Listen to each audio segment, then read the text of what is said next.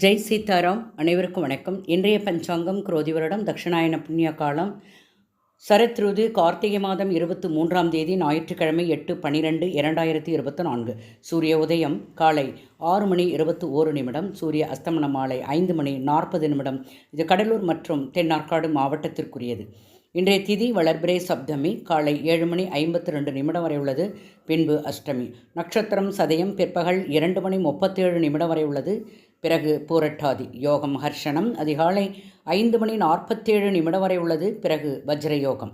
கரணம் வணிசை காலை 7:52 வரை உள்ளது. பிறகு பத்திரை கரணம் மாலை 6:04 வரை உள்ளது. பிறகு பவம் கரணம். சந்திராஷ்டமம் நட்சத்திரம் பூசம் பிற்பகல் 2:37 வரை.